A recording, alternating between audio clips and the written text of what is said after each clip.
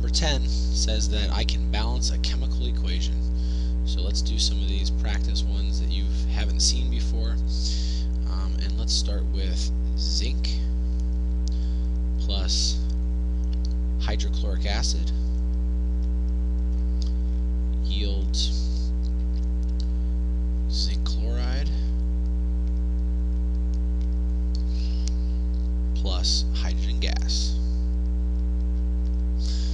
Alright, so our potential coefficients are here, here, here, and here. Identify our products. Our products are right here at this wavy line. Those are our, oh wow, my bad guys, those are not products. I hope you were correcting me. Those are reactants. Alright, there's our reactants. And then this, after everything after the arrow, is always the products. Alright, so now what we need to do is we need to write down all of the elements on each side that we have.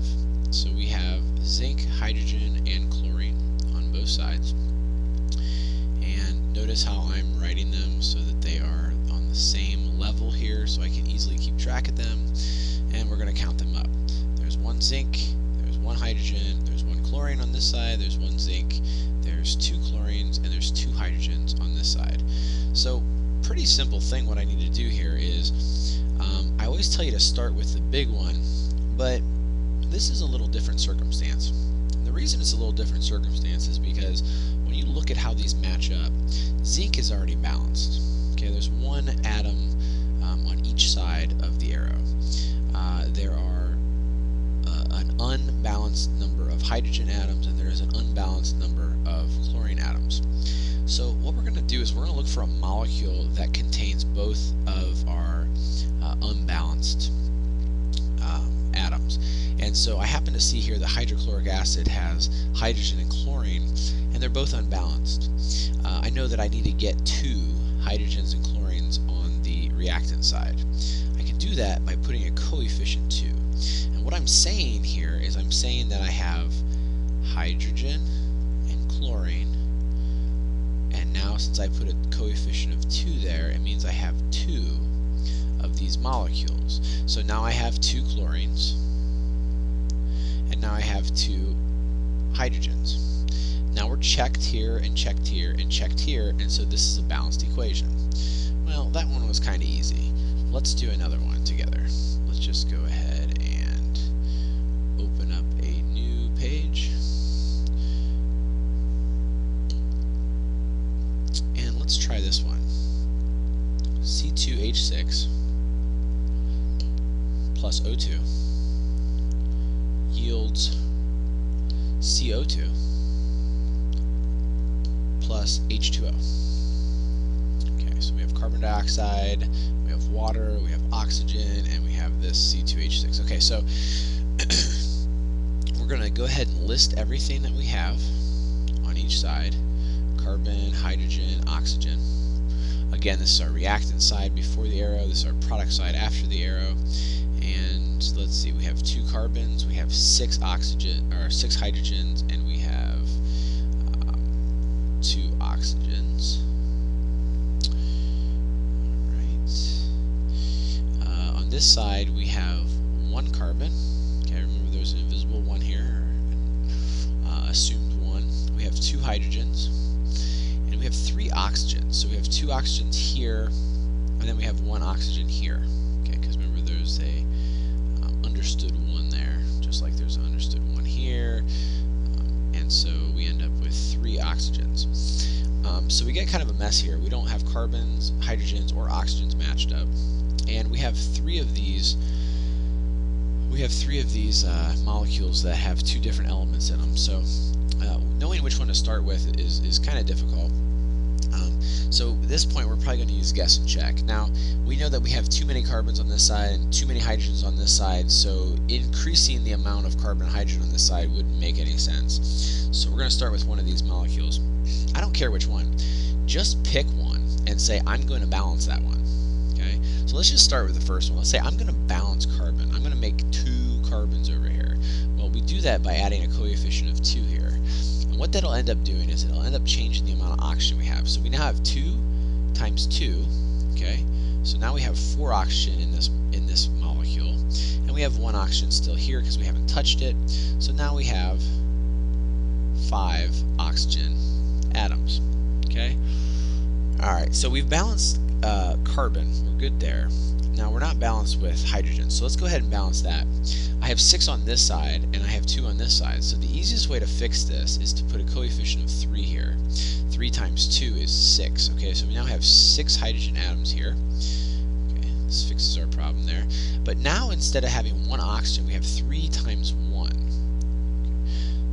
So we now have 3 oxygens, and we got to add those 3 oxygens to the 4 we have over here. So we now have 7 oxygens on this side. Okay, now we've got a mess. We're checked out on hydrogen, they're balanced. We're checked out on carbon, they're balanced, but oxygen is not. And what we notice is that there are 7 oxygens on this side, and this molecule must be an even number. So we have to get an even number on this side. Alright, so now we do know that 3.5 times 2 is 7. Okay, so let's just put 3.5, and then that'll make oxygen 7. Okay, but we're not done because you can't have a half number here for the coefficient. I did that to show you what you should do in this situation. We're all checked out and everything's good. But just like algebra, when you're going to change the coefficient here by a factor, then you need to change the whole entire thing by the same factor. So how can we make, what's the simplest way to make 3.5 a whole number? Well, the simplest way to make 3.5 a whole number is to multiply it by 2. If we multiply it by 2, we end up with 7. But if we multiply this coefficient by 2, we have to multiply this coefficient by 2. The question is, what number is here? It's an understood 1. And if we multiply 1 times 2, we obviously get 2. So now we're at 2 here, a 7 coefficient here. And again, we need to multiply this coefficient times 2. 2 times 2 is 4. And this is the 3 coefficient, we need to multiply it by 2.